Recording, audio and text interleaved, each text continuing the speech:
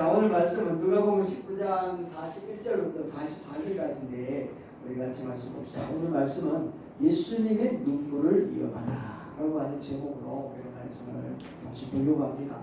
코바디스라고 하는 영화에 보면 네로가 눈물을 흘리는 장면이 나옵니다. 사랑하는 신하가 죽으니까 눈물을 흘리면서 막 애통해 하는 겁니다.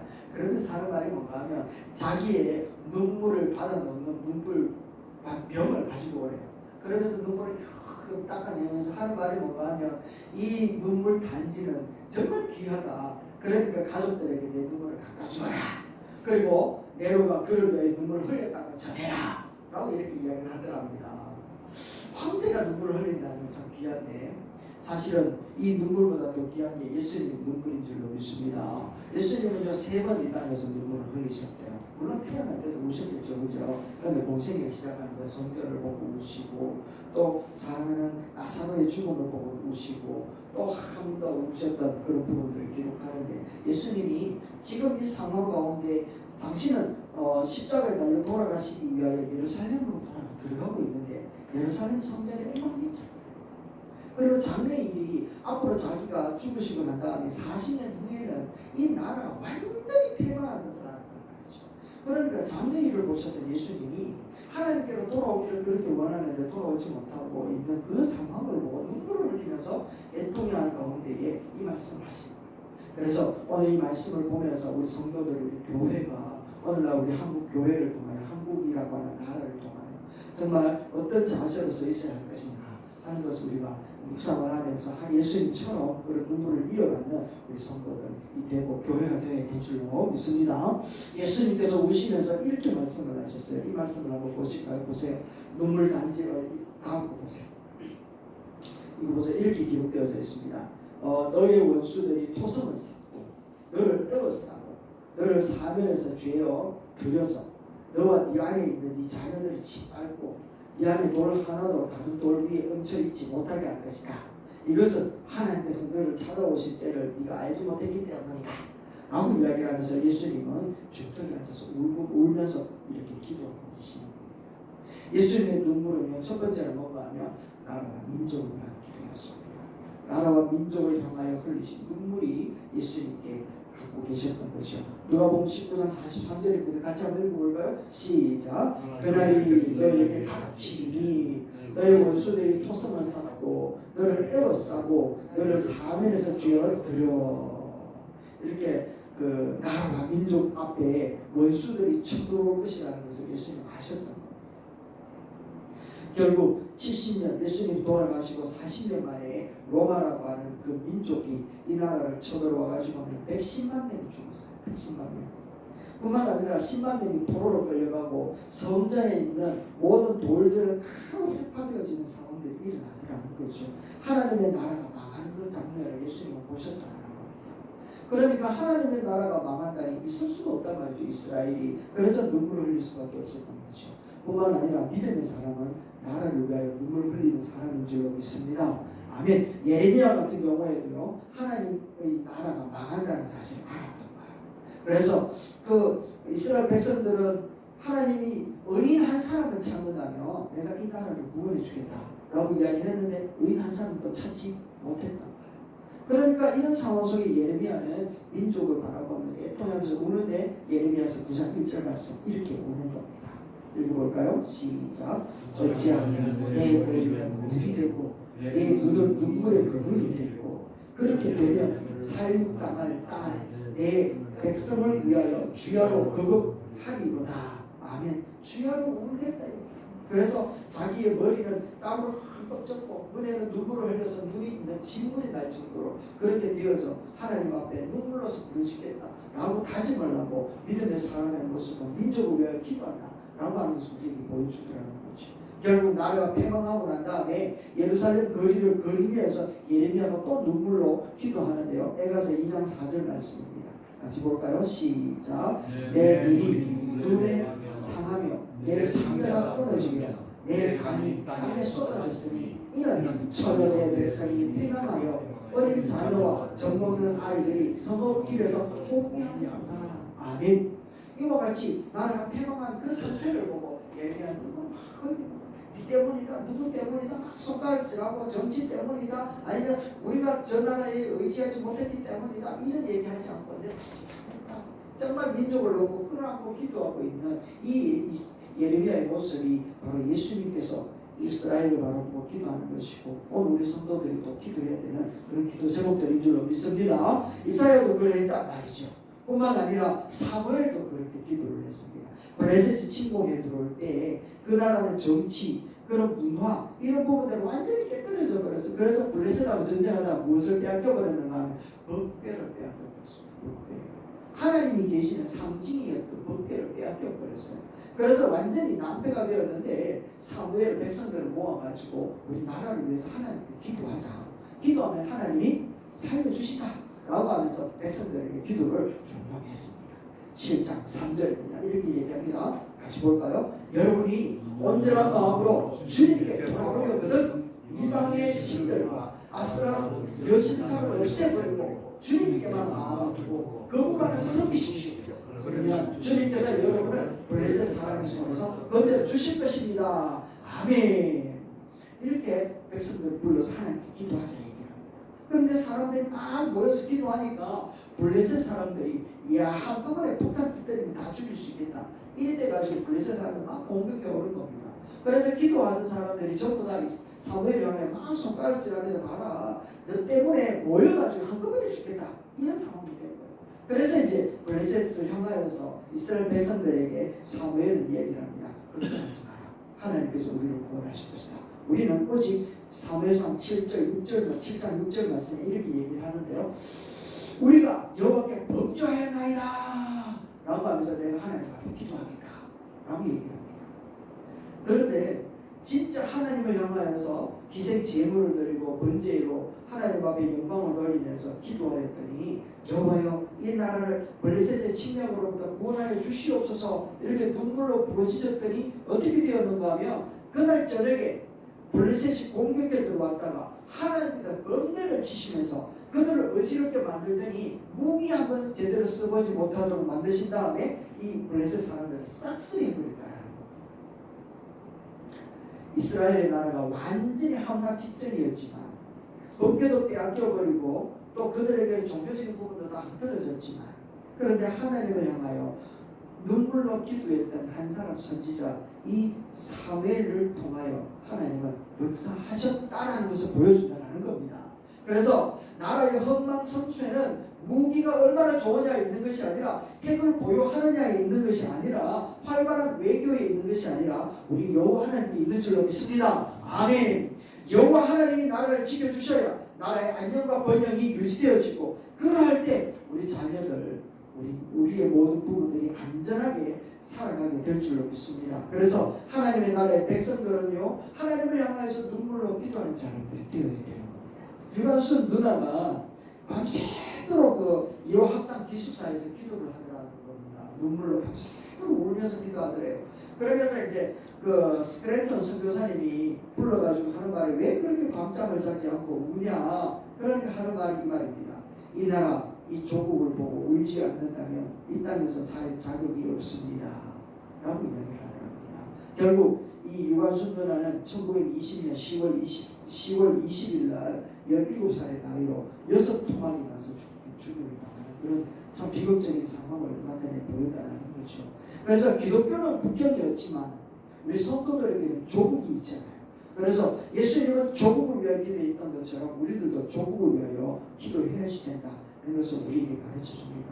가만히 생각을 해보면 우리나라 같은 경우에는 80% 이상의 하나님의 나라를 멀리하고 우상 앞에 절하고 황금 만능주의를 쫓아가고 있고, 정치를 썩을 대로 썩었고 이기적인 집단이 되어버리고요. 이혼율은 세계 1위고 자살률은 세계 1위고, 나라의 장래를 생각해보면 소망이 있다라고 생각하는 사람은 그게 드물더라는 겁니다. 이런 상황에 해야 될 일은 나라와 민족을 위해서 교회가 먼저 기도하고 우리 성도들이 하나님을 향하여 눈물로 기도해야 될 줄로 믿습니다. 예수님의 눈물은 나라를 위한 눈물이었습니다. 두 번째는요, 교회를 위해서 흘리시는 눈물입니다. 누가복음 19장 44절인데요. 같이 한번 읽어봅시다. 시작. 돌 하나도 돌 위에 남기지 아니하리니 이는 이가 보살핌 받는 나를 알지 못함을 인함이니라. 아멘. 예수님의 두 번째 눈물은 성전 때문에 흘렸습니다. 성전, 교회 때문에. 교회가 파괴되어서 갔다. 오늘 아침에도 우리가 그 기도하는 마음으로 예배당을 찾으시고 예배를 찾으셨겠지만 정말 설 명절을 맞이하고 예수님께서도 말씀하시기를 안식일에 주님이 임하지 않도록 주님의 임하는 날이 안식일이 되지 않도록 너희들이 기도해라 라고 이야기를 하는 그런 말씀들이 정말 주님이 임할 때 설날이 되지 않기를 기도해라 이 말처럼 들리는 것 같습니다. 정말 마음에 하나님 앞에 참 많이 기도해야 되겠구나 라고 하는 생각을 가지게끔 만들었는데 사실은 우리들이 거하여야 되는 교회는 건물의 교회가 아니라 아름다운 교회, 정말 멋진 교회, 하나님이 원하는 교회는 성도들을 위하여 눈물이 있는 교회가 진짜 아름다운 교회인 줄로 믿습니다. 그리고 교회의 문제를 끌어안고 기도하는 교회가, 성도들이 있는 교회가 건강한 교회고요. 또 아파하는 사람들을 향하여서 함께 아파할 수 있는 공감을 일으키는 교회가 진짜 아름다운 교회인 줄로 믿습니다. 그래서 우리들은 예수님께서 말씀하셨던 것처럼 교회를 향하여서 기도했던 것처럼 우리들도 성도들을 향하여 허물 많고 실수가 많은 그 성도들이지만 예수 이름으로 한 마음이 되어서 기도할 때 그것이 아름다운 공동체가 될 줄로 믿습니다. 초대교회 때 이렇게 얘기를 합니다. 사람들이 어떤 모습으로 보여줬는지 우리 한번 읽어볼까요? 사도행전 2장 41절입니다. 시작. 그리고 날마다 한 마음으로 성전에 열심히 모이고 집집이 돌아가면서 떡을 빵을 떼며 순전한 마음으로 기쁘게 음식을 먹고 하나님을 찬미하며 또 온 백성에게 칭송을 받으리니 주께서 구원받는 사람을 날마다 더하게 하시니라. 아멘. 여기 나와 있는 것처럼 성전에 열심히 모였던 걸로 끝나는 것이 아니라 집집으로 돌아가면서 빵을 뗐다라는 것을 교제를 했다라는 것. 필요한 부분들에 대해서 함께 기도하고 또 그 사람들을 위하여 격려하고 믿음으로 일으키는 그런 일들을 했다라는 것을 얘기하는 겁니다. 그래서 교회는 허물과 실수 없는 사람들이 모이는 것이 아니라 허물과 실수가 많은 죄인들이 모여서 하나님 앞에 변화되어진 사람들로 살아가는 것이 바로 교회인 줄로 믿습니다. 아멘. 병원이라고 하는 것을 가만히 생각을 해보면 그것은 진짜 악취, 피, 고름, 씨름소리 이게 가득한 곳이 병원이잖아요. 그것에서 객관적으로 따져보면 진짜 힘들겠다 이런 생각들을 해봅니다. 그런데 병든 자들을 만나서 의사와 간호사들이 그런 불쾌한 상황 가운데서도 서로 돕고 자기의 시간과 능력을 다 맞춰가지고 그 사람들을 케어하고 또 치료해가지고 건강하게 만들어내는 그것이 바로 병원의 사명이잖아요. 마찬가지로 교회가 아름다운 것이 되기 위해서는 세상에서 버림받고 소망을 잃은 사람, 죄인을 받아들이고 사랑을 품는 것이 바로 교회가 되어야 될 줄로 믿습니다. 아멘. 그런 교회가 무너지는 상황을 보고 예수님이 눈물을 흘리셨다는 겁니다. 오늘 우리 성도들이 함께 하나님께서 원하셨던 그 교회를 만들어가는데 함께 눈물을 흘릴 수 있는 우리의 모습이 되기를 주의 이름으로 축원합니다. 이제 마지막입니다. 마지막으로 예수님께서 흘린 눈물은 자녀들을 위하여 눈물을 흘리셨다는 겁니다. 자녀들. 누가 보고 앞으로 적들이 쳐들어올 때 이 자녀들이 어떻게 될 것인가. 우리들은 이제 살아온 날보다는 살아갈 날들이 짧지 않습니까? 그런데 우리 자녀들은 앞으로 살아갈 날들이 더 많이 남았는데 정말 우리들의 기도로 심어 놓아야 되고 묻어 놓아야 될 것이 바로 우리들의 모습인 줄로 믿습니다. 예수님께서도 십자가 달려 돌아가시면서 당신을 위해서 우는 여인들 향하여 뭐라고 얘기했는가 하면 이렇게 얘기를 합니다. 같이 한번 읽어볼까요? 여자요. 시작. 예수께서 여자들을 돌아보시고 말씀하셨다. 예루살렘의 딸들아 나를 두고 울지 말고 너희 자녀를 두고 울어라. 아멘. 자녀들을 위해서 울라라고 얘기를 하고 있습니다. 여러분 자녀를 위하여 흘리는 눈물은 우리 하나님께서 절대로 무시하지 않습니다. 반드시 하나님은 그 자녀들을 위하여 흘린 어버이의 눈물에 반드시 보상하여 주실 줄로 믿습니다. 여러분 모세를 두고 눈물을 흘렸던 그 어머니와 아버지의 기도는요 결국 모세를 이스라엘의 지도자로 만드셨습니다. 뿐만 아니라 믿음으로 자라게 되어진 사무엘, 정말 젖을 뗄 때 약속되어진 대로 사무엘을 성전에 바쳤을 때 그 아이를 바라보는 부모의 그 심정은 정말 눈물이 없이 보낼 수 없는 그런 그림이잖아요. 그런데 사무엘은 민족 회개를 일으켰고 잘 교육받은 디모데가 그랬고 에스라가 그랬습니다. 자녀를 위하여 흘리는 눈물, 그 눈물은 우리 하나님이 위대하게 만들어내실 줄로 믿습니다. 아멘. 김정은이 남한으로 공격하지 못하는 데에는 남한에 5가지 무서운 것이 있기 때문이래요. 무서운 것이 있기 때문인데, 첫 번째는 총알 택시. 무슨 총알 택시. 두 번째는 대포집이 돼버려. 세 번째는 핵가족. 네 번째는 폭탄주. 다섯 번째는 비행 청소년. 그러니까 도무지 얘네들 레이더에 잡히지를 않는데, 비행 청소년 같은 애들은 청소년들의 탈선은 도를 넘었었습니다. 청소년들의 마약의 범죄도 엄청나게 올라가 버렸다는 겁니다. 이제 우리는 우리의 후손들을 위해 기도하지 않으며 절대로 내일을 기대할 수 없는 그런 시점에 이르는 것 같습니다. 예수님은 당신의 자녀들 위하여 울라라고 우리에게 명령하고 계십니다.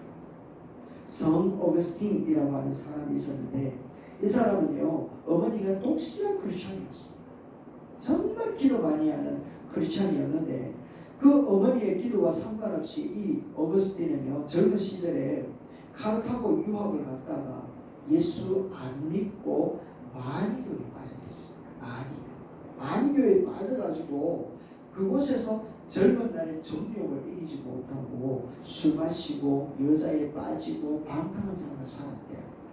그리고는 여인하고 동거를 시작을 했는데, 어머니가 그 곁길로 빠져나가는 이 상황을 바라보고서 도저히 견딜 수가 없는 거예요. 그래서 자신을 위해 통곡하면서 날마다 기도했다는 것 아니겠습니까? 그리고 날마다 부르짖었지만 그 아이는 돌아올 기회를 안 보이는 거예요.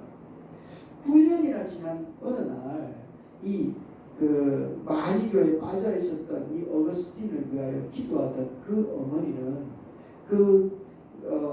목사님 한 분을 찾아가가지고 이렇게 이야기를 합니다. 어거스틴 아들을 좀 만나주세요. 그리고 무엇이 잘못되었는지를 좀 가르쳐 주시고 이렇게 인도해달라고 그렇게 간곡하게 부탁을 했답니다. 그런데 이 목사님은 당시에 그 상황을 바라봤을 때는 별로 소용이 없을 것 같아요. 너무 강력하게 빠져있고 너무 타락했기 때문에. 그래서 앞으로 깨닫고 벗어날 일이 있을 것입니다. 기다립시다 라고 하면서 어머니를 돌려보냈다는 거 아니겠습니까? 이 어머니가 그런 상황에 목사님도 돌려보내는 이런 상황이 이르러서 도저히 안 되겠다 싶어서 그 목사님의 바지를 부여잡고 기도를 시작합니다. 눈물로 이렇게 기도를 하고 간청을 했더니 그 목사님이 이렇게 얘기합니다. 이제 돌아가셔도 되겠습니다. 염려할 것 없습니다. 이렇게 흘리는 눈물의 자식이 망할 리가 없습니다 라고 하면서 이 대답에 어거스틴의 어머니는 하늘로부터 들려오는 그런 소리를 들었다는 거 아니겠습니까?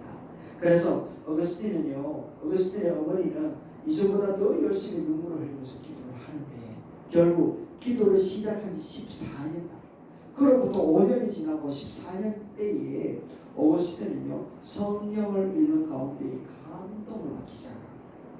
그래서 그 감동으로 인해서 방탕의 생활을 접고 하나님께로 돌아오고 초대교회에 엄청난 신앙자로서 영향력을 미치는 사람이 되더라는 겁니다. 여러분, 자식을 위해서 눈물의 기도가 있다면 그 자식은 절대 망하지 않는 줄로 믿습니다. 곁길로 갔다가도 반드시 돌아오게 될 줄로 믿습니다. 그래서 우리 예수님은 우리를 향하여 너희 자식을 위해서 기도해라 라고 하셨고, 예수님은 예루살렘으로 입성하시면서 민족과 교회와 자녀들을 위하여서 기도하셨던 그 눈물의 기도를 우리에게 보여주셨다는 것이죠. 말씀을 정리하십시다. 설날을 맞이해서 우리 친척들을 다 만나고 우리 자녀들에게 복을 나누어 복 받으라, 새해 복 많이 받으라라고 이야기를 하는데, 진짜 복은 정말 그 자녀들을 위하여 기도로 복을 이렇게 전수해주는 그것이 가장 큰 복인 줄로 믿습니다. 그래서 기도를 심어 놓을 때 그 기도에 대한 그 영향력은 우리 자녀들이, 우리 교회가, 우리 민족이 반드시 누리며 살아갈 날이 올 줄로 믿습니다. 기도하겠습니다.